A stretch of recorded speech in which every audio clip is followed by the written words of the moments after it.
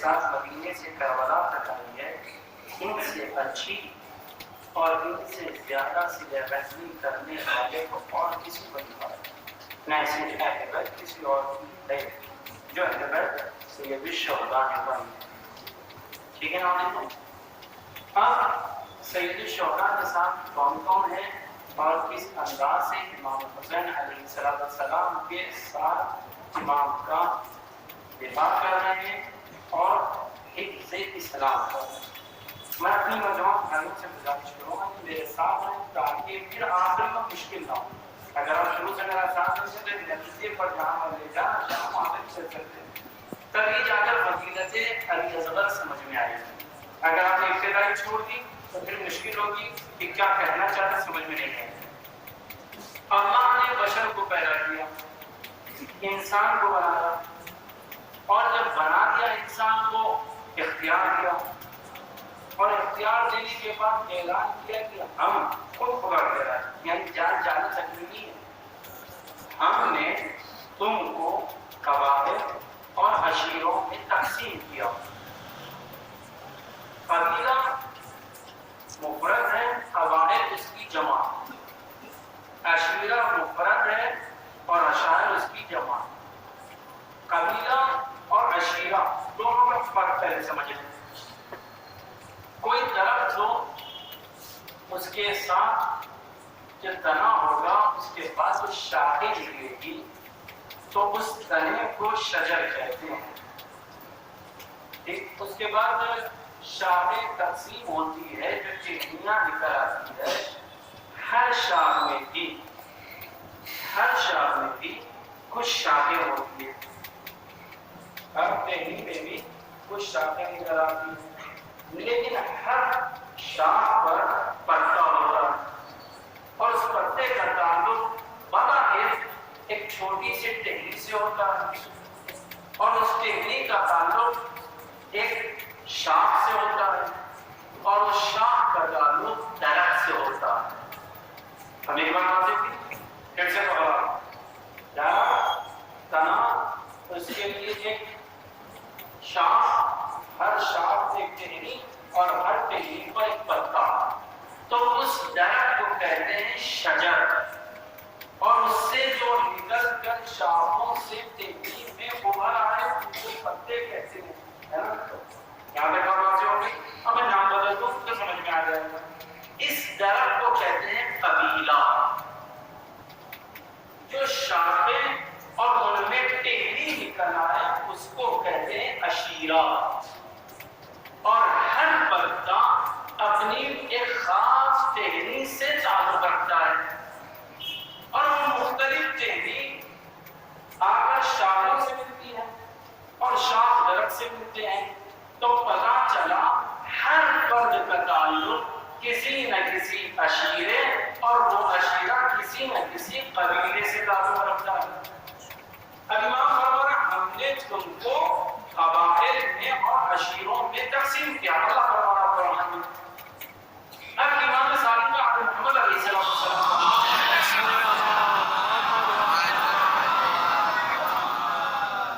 یا ایھا الناس، اے لوگوں، انہ لا یستغنی الرجل، اے لوگوں، کوئی بھی مرد، کوئی بھی انسان مستغنی نہیں ہو سکتا، کس چیز سے؟ امام فرما رہے ان عشیرتہ، اپنے خاندان سے مستغنی نہیں ہو سکتا۔ ہر انسان کے لیے ضروری ہے خاندان کا ہونا۔ مولا دولت کی بنیاد پر خاندان والے منہ پھیر لیتے ہیں، تو امام نے کہا اگر دولت کی بنیاد پر بھی منہ پھیر لیں، وَإِن كَانَ ذَا مَالٍ، اگر اچھے کے پیسے والے بھی ہوں تو تب بھی خاندان کی ضرورت ہے۔ بغیر خاندان کے انسان مضبوطی کے اندر نہیں آ سکتا ہے، کیونکہ ہر قبیلے کا ایک عشیرہ ہوتا ہے، ہر انسان کو اسی کی طرف آنا ہے۔ لیکن اسی مثال سے پہلو اگر پتا نکل جائے، جملہ غور سے سننا تاکہ میں جو بات پہنچانا چاہ رہا ہوں سمجھ لیجیے گا، اگر ہوا تیز چلے اور پتا جھڑ جائے، نکل جائے اور اپنے شاخ اور ٹہنی سے نکل کر جڑ میں چلا جائے. تو آپ بتائیے کچھ دنوں کے بعد اس پتے کا کیا حال ہوگا؟ پتے کا رنگ بدل جائے گا. جو ابھی تک سبز تھا، ہرا بھرا تھا، اب جب گر کر جڑ میں آیا تو پیلے رنگ کا ہو گیا، زردی کے رنگ میں آ گیا. کیوں؟ کہا اس نے عشیرے کو چھوڑ دیا، اپنے کو مستغنی سمجھا. جو اپنے کو مستغنی سمجھ کر عشیرے کو ترک کر دے یا دولت کو ترک کر دے، اس کی وقت اسی پتے کی طرح ہے جو ہوا پر کبھی ادھر جائے گا کبھی ادھر جائے گا، ایک جگہ نہیں رہے گا. یہی تو فرعون کے ساتھ ہوا. فرعون نے ربوبیت کا دعویٰ تو کیا لیکن خاندان نے اس کی تائید نہ کی، اسی لیے کبھی ادھر گیا کبھی ادھر گیا. ابن حسن نوحوی کہتے ہیں، ابن حسن نوحوی صاحب کہتے ہیں کبھی ادھر گیا کبھی ادھر گیا، حتیٰ کہ جب دریائے نیل میں گیا مصری تھا بھول گیا. مصر کا رہنے والا تھا، پانی میں گر گیا. کیوں؟ عشیرے کو چھوڑ. تو لہذا ہر انسان پر ضروری ہے کہ وہ اپنے قبیلے اور عشیرے سے متمسک رہے. ہر کسی کو ضروری. اور امام کہہ رہے ممکن ہے وہ اپنی عقل کے اندر تصور کر لے کہ وہ مسلم ہو، لیکن اس سے بڑا کوئی فقیر نہیں ہوگا. تصور کرنے سے حقیقت نہیں بدل جاتی. ابھی کوئی بیٹھ کر کہیں کیا بھوک نکلی ہے، کیا اس کے تصور سے بات دن میں بدل جائے گی؟ نہیں. کیوں؟ تصورات سے انسان کی حقیقت نہیں بدلتی. اسی لیے امیر المومنین نے کہا اگر علاقے سے کوئی عالم بنتا تو دنیا میں کوئی جاہل ہی نہ رہتا. یعنی سوچنے سے نہیں، کرنا پڑے گا. تو اب یہ ہے شجر، اسی سے منسوب تو لفظ ہے.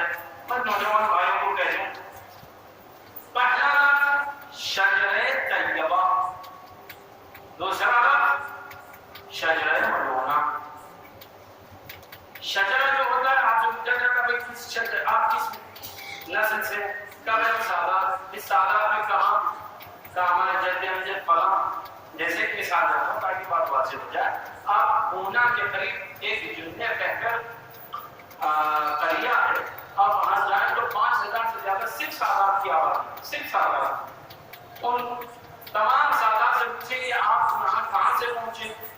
کہا سید علی حمدانی جو میراث سے آئے تھے ان کی یہ اولاد ہے جو ہر 5000 آبادی میں بدل گئی. تو یہ سب کے سب کیا ہوئے؟ اس پتوں کی طرح ہوئے جو ٹہنی سید حمدانی سے ملتی جا کر چوتھے امام سے، اور چوتھے امام تو شاگرد رہے ہیں. لہذا کل ملا کر پے در پے جب ہم تسلسل سے جائیں گے تو ایک شجر بن جاتا ہے.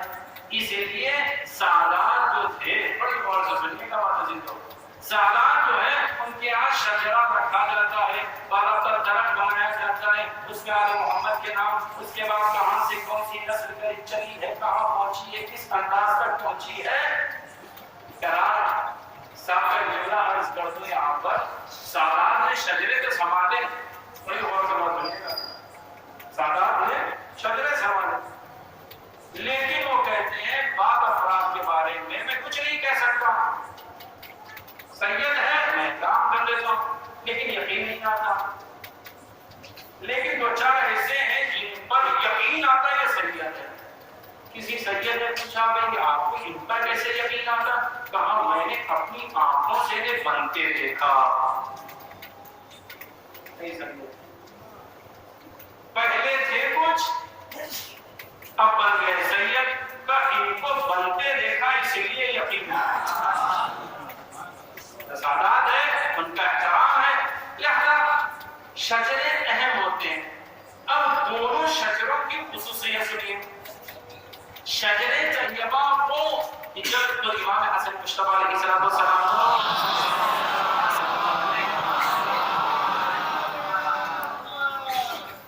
جب شام کے موقع اور مذہب موجود تھا، اس نے اپنے شجرے پر فخر کرنا چاہا، اپنے شجرے ملونہ پر فخر کرنا چاہوں.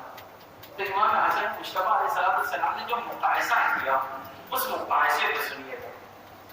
امام نے کہا اب تم جیسے ہم جیسوں سے مقابلہ کرتے کہاں تم اس کی اولاد جو جگر ہوتے حمزہ اور ہم جو جگر روشے نبی تمہارا مقابلہ کیسے ہمارے میں سے خدیجہ ہے جن کے ٹکڑوں پر تمہارے باپ دادا پلے ہیں. تم اس سے مقابلہ کر رہے ہو جس کی کنیزوں نے تمہیں جنا ہے. تم اس سے مقابلہ کر رہے ہو. کیسے تم مقابلہ کرنا چاہو گے کہ ہم آل نبی ہے جس کی قسمت کی گواہی قرآن دے رہا ہے اور نبی اور آل نبی پر سلوات پڑھ رہا ہے وہ ہم ہیں اور تم وہ ہو جس پر ہر زمانے کے ہر مخلوق نے ہر ذرے نے لعنت کی ہے. تمہارا مقابلہ ہم سے کیسے ہمارے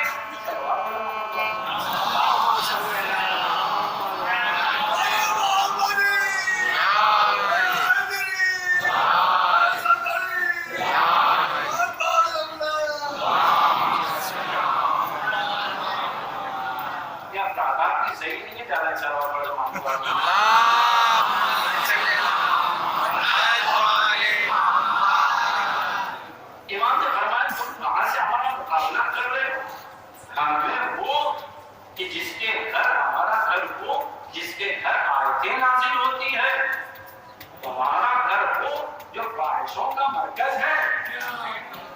تو ہم سے کیسے مقابلہ کر رہے ہو؟ ہمارے یہاں جبریل بھی آتے ہیں تو احترام سے آتے ہیں. تمہارے یہاں کب کون آئے کب چلا جائے پتہ نہیں چلتا. ہمارا مقابلہ تم سے نہیں ہو سکتا. ہم شجرے طیبہ ہیں. تم شجرے ملعونہ ہو.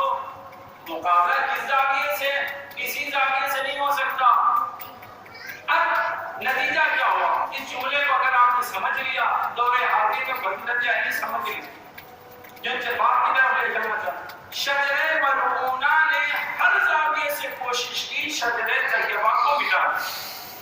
سادات کو قتل کیا, کبھی دیواروں میں دفنا دیا, زندہ جلا دیا, کھولتے تیل میں اسی وقت ڈال دیا. سادات پر بہت سا ظلم کیا گیا ہے نا. کل موجود ہوئی لو حتیٰ کہ آج بھی سامرہ میں وہ عبارت موجود ہے جو سادات کے خون سے بنائی گئی.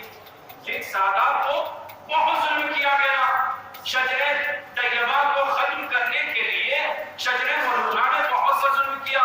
جب سادات کو دیکھا کہ اب سادات سمجھ میں نہیں آتے تو شیعوں کا مقابلہ شروع کیا. شیعوں کا قتل کیا.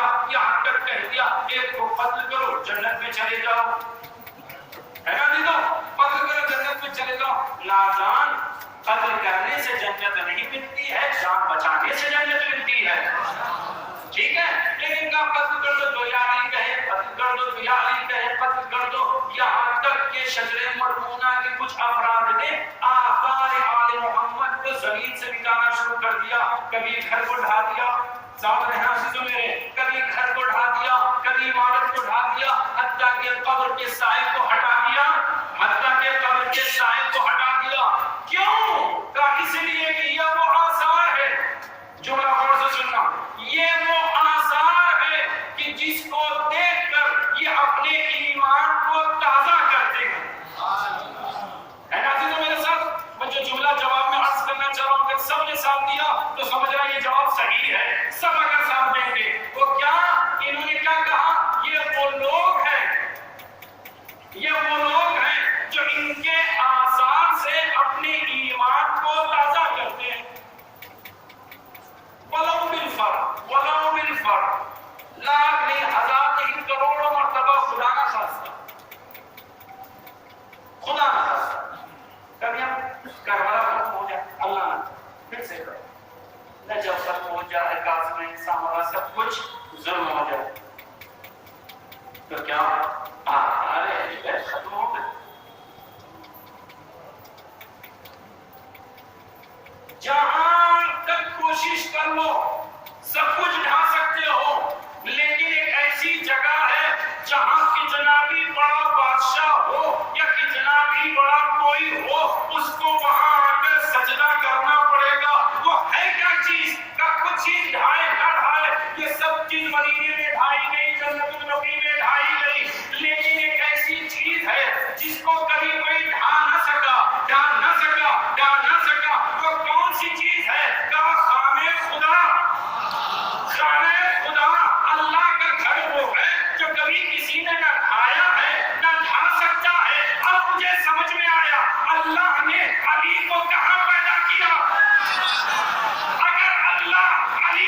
کسی مسجد میں پیدا کرتا یہ ڈھا دیتے، یا کسی اور جگہ پیدا کرتا یہ ڈھا دیتے، لیکن اللہ کو معلوم تھا یہ شجر ملعونہ ہے، یہ اپنی رضالت دکھا سکتے ہیں۔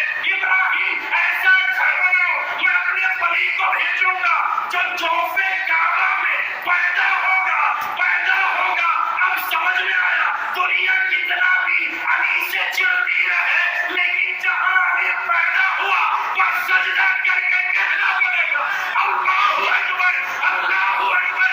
ایسے پیدا ہوا ہے کہ جس کا کوئی ثانی نہیں ہے۔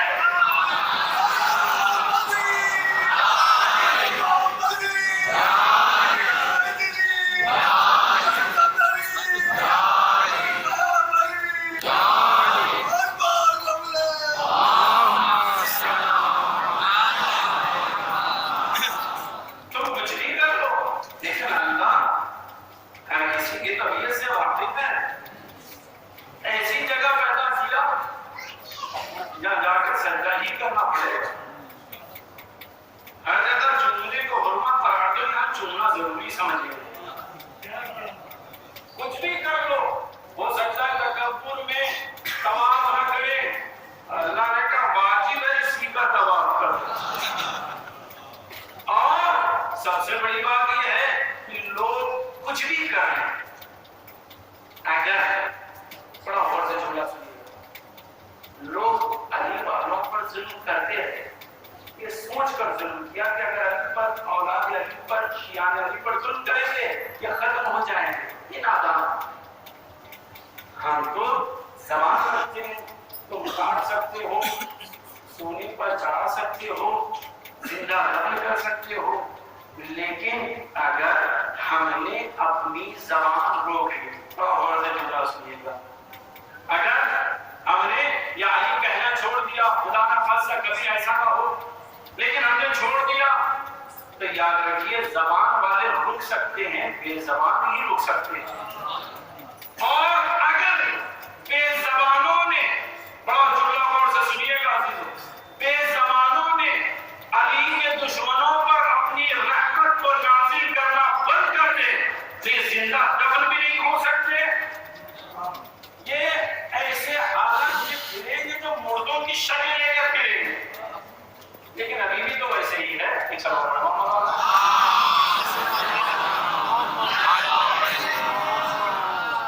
کیوں؟ خود امام سے پوچھا گیا، خطبہ معرفت نورانیہ میں امام نے فرمایا، بڑا جملہ غور سے سنیے گا، امام سے پوچھا گیا مولا آپ کے نام کی عظمت کیا ہے؟ تو امام نے فرمایا انا الذی کتب اسمی، میں وہ ہوں جس کا نام لکھا گیا، کہاں علی السماوات فقامت، جب آسمانوں پر لکھا گیا تو وہ شامیانہ بن گیا، وَإِلَى الْأَرْضِ فُرِشَتْ، جب زمین پر لکھا گیا تو مچلتے ہوئے پانی پر بچھ گئی، ٹھیک ہے نا دیکھو، وَعَلَى النُّورِ فَقَطَعَ، جب نور پر لکھا گیا تو فوراً دوڑنے لگا، سورج پر لکھا گیا چمک آنے لگی، چاند پر لکھا گیا دمک آنے لگی، ہوا پر لکھا گیا تو ہوا چلنے لگی، بادل پر لکھا گیا برسنے لگا، پہاڑ پر لکھا گیا میغ بن گیا۔ جملہ غور سے سنا دی تو یہ سب کس کی عوض ہے؟ نام علی سے۔ اگر علی کا نام آسمان سے ہٹا دو تو شامیانہ سر پر گرے گا، اگر علی کا نام زمین سے ہٹا دو مچلتے ہوئے پانی میں ڈوب سکتے ہو، بچ نہیں سکتے۔ ٹھیک اسی طریقے سے اگر ہوا پر لکھا گیا اگر نام ہٹا لو ہوا بند ہو جائے تو مر جاؤ گے، تو سب کچھ عوض ہے علی کے نام کا، اب سب کچھ عوض ہے علی کے نام کا، لیکن یہاں مولا سمجھانا کیا چاہ رہے ہیں؟ آسمان پر لکھا گیا تو آسمان کے شامیانہ بن گیا، مچلتے ہوئے پانی پر لکھا گیا تو فرش بن گئی، یہ سب کیا سمجھانا چاہ رہے ہیں؟ شاید یہی سمجھانا چاہ رہے ہیں اے میرے شیعوں پریشان نہ ہونا، جب کوئی تمہارا مونی سے مددگار نہ ہو، علی کو پکارو، علی آسمان کی طرف تمہارے سامنے شامیانہ بن جائے گا۔ اگر تم بے چینی کے عالم میں علی پکارو گے ویسے ہی تمہیں تسکین ہوگی جیسے زمین مچلتے ہوئے پانی پر رک گئی ہے، یعنی یا علی کہتے جاؤ، اطمینان پاتے جاؤ، لیکن شرط یہ ہے شجرات صحیح ہو۔ اگر شجرہ صحیح نہ ہو تو ملعونہ ہو سکتا ہے، طیبہ نہیں ہو سکتا ہے. صلی اللہ علیہ وسلم.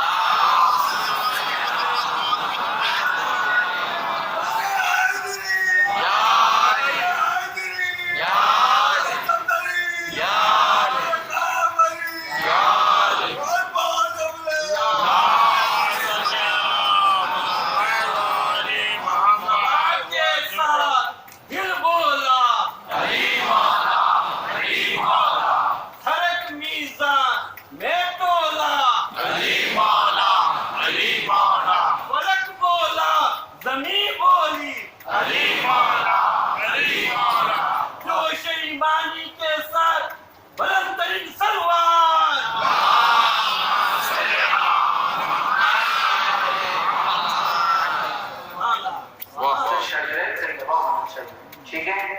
شجرہ طیبہ کون؟ موت.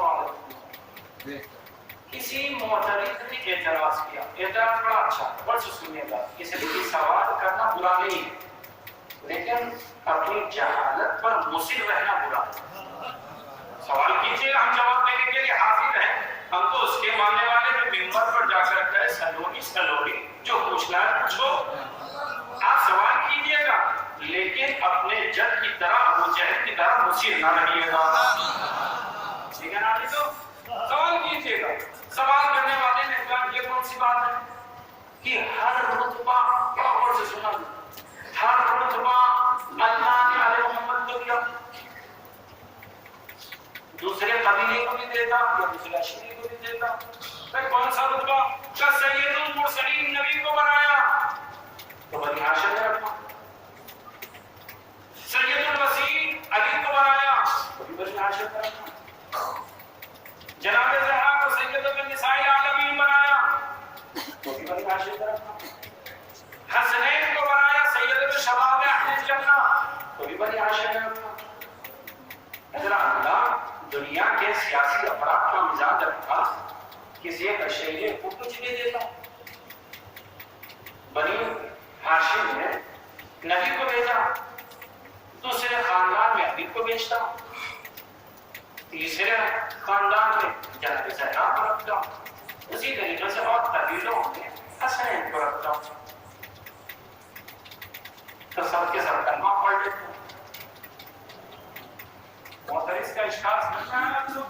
تو عہدے تقسیم ہو جاتے تو سب کے سب کلمہ پڑھ لیتے، لیکن اللہ کو مزاج بشریت معلوم ہے، اس لیے کہ وہ خالق البشر ہے. کیوں؟ اس لیے کہ اگر نبی کو بھیجتا تو نبی کون؟ ہر جملے کو توجہ رکھیں. سید المرسلین. اب نبی نے نبوت پہنچائی، رسالت پہنچائی اسی نبی پر. جناب آدم کی نبوت، جناب عیسیٰ کی نبوت، جناب ہارون کی، جناب ادریس کی، جناب ایوب کی، جناب یوسف کی، جناب یعقوب کی، جناب زکریا کی، جناب یحییٰ کی. ہر نبی کی نبوت منحصر ہے نبی آخر پر. اب ان کی نبوت کب مکمل ہوگی؟ جب تحریر کے میدان میں یہ کہیں گے من کنت مولا فہذا علی مولا. اگر ولایت علی کا ہو، اکمال دین محمد نہ ہو، اور ہر لفظ کی توجہ دیں، ہر نبی کی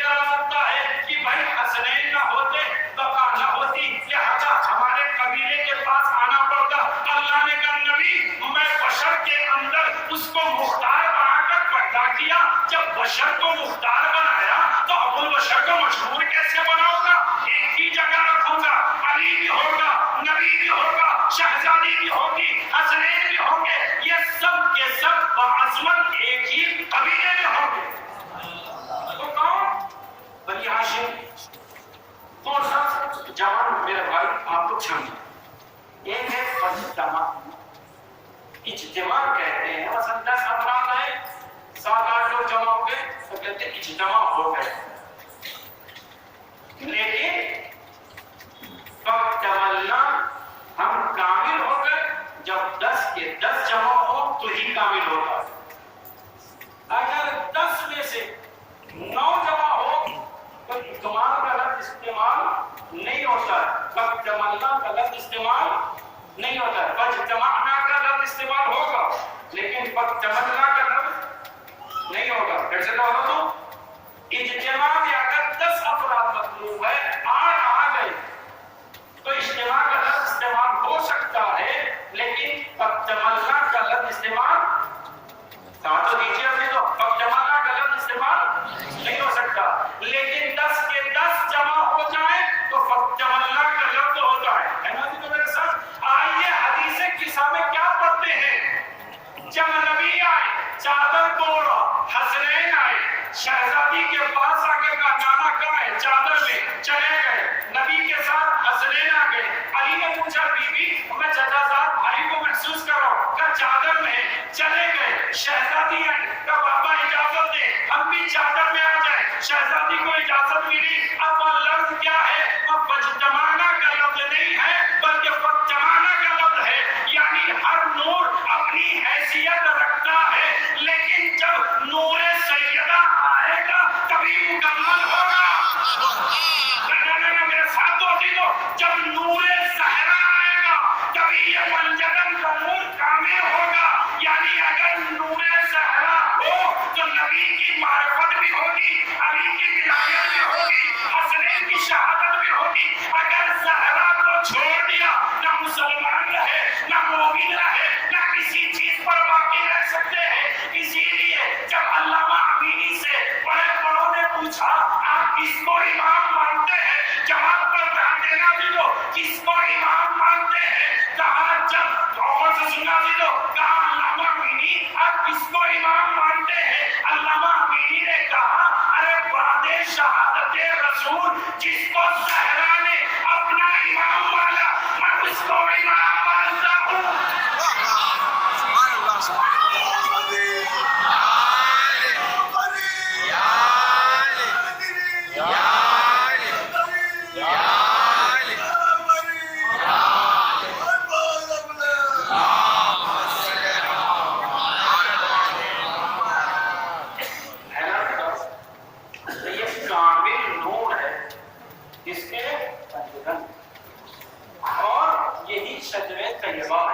لہذا قبیلے عشیرے تقسیم ہوئے. میں جس موضوع پہ آنا تھا میں آپ سے ان تمام عشیروں میں قبیلوں میں سب سے بڑا رتبہ کس کا؟ شہزادی کے 2 ماتا.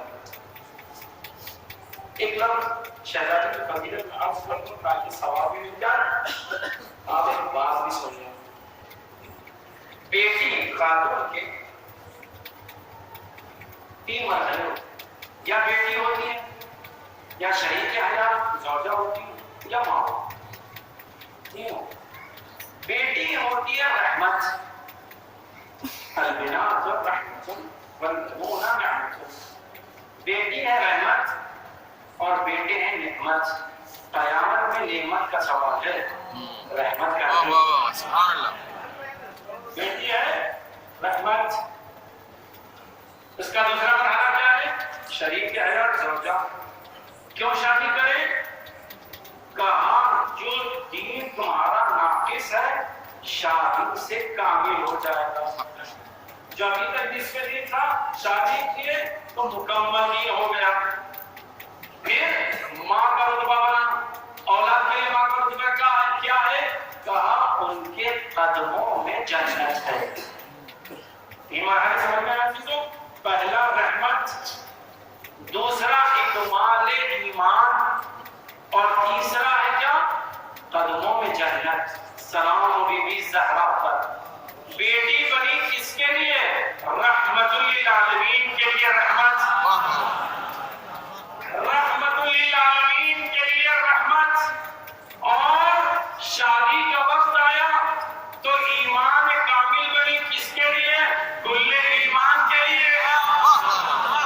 اور جب ماں بنی تو قدموں میں جنت کس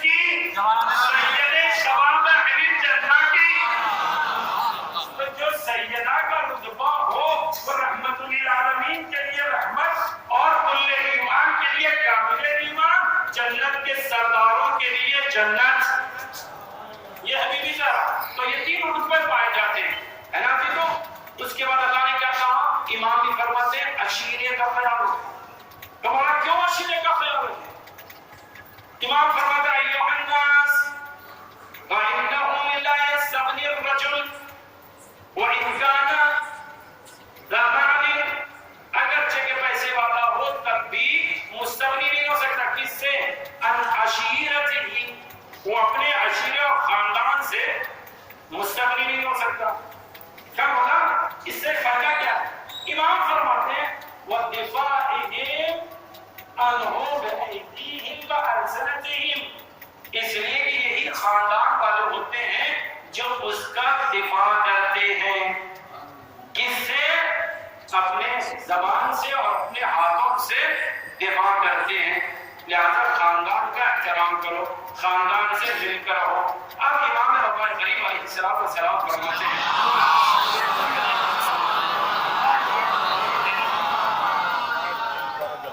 غریب الغربا کے نام پر سبب آواز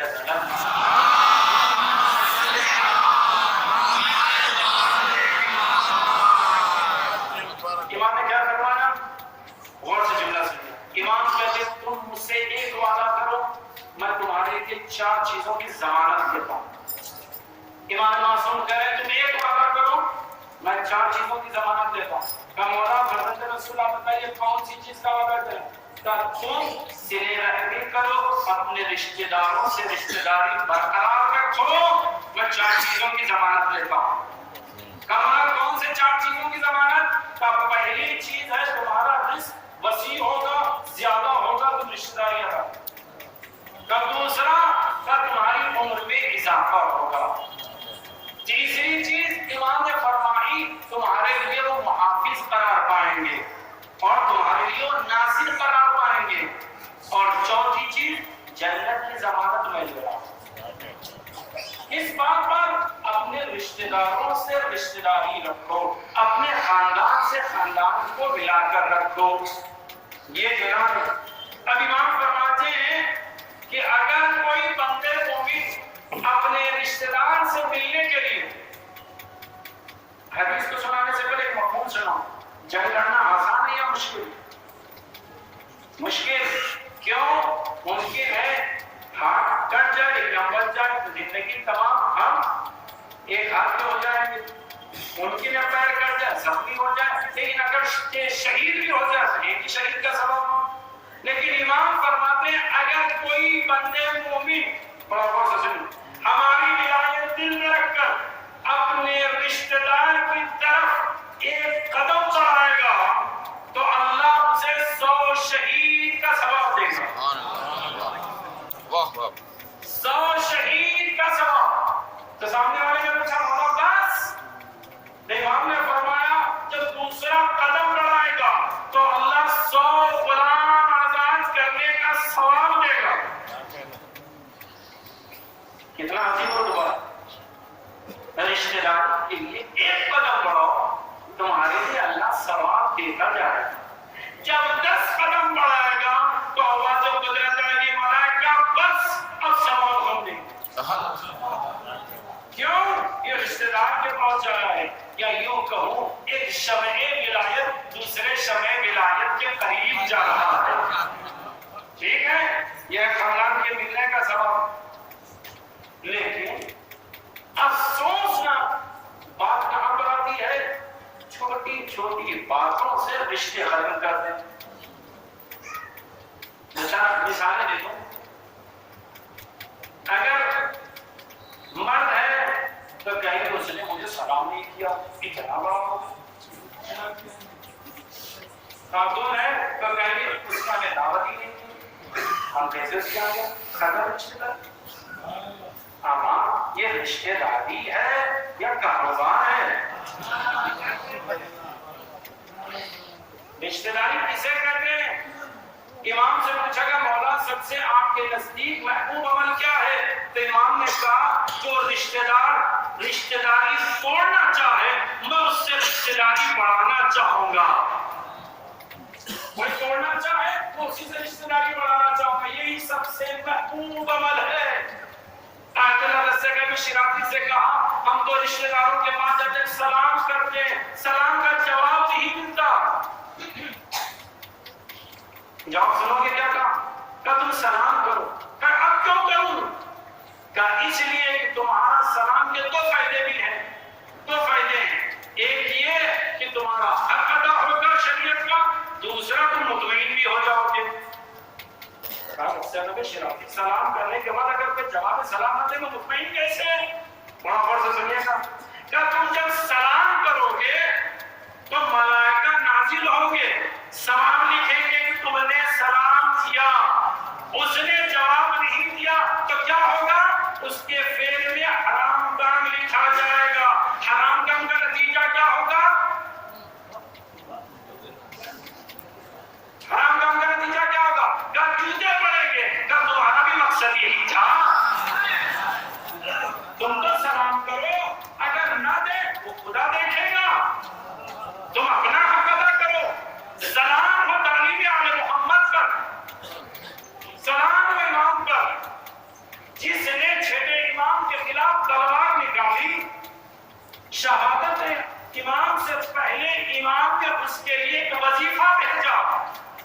صحابی نے پوچھا مولا اب اس کے لیے وظیفہ بھیج رہے ہیں جس نے تلوار نکالی. امام نے کہا یہ میرا فریضہ ہے کہ میں اس کا خیال رکھوں. یہ کون ہے؟ امام. اس کے بعد اپنی جلدی بات کو سمیٹ لوں. ایک سبق پڑھے محمد والے محمد.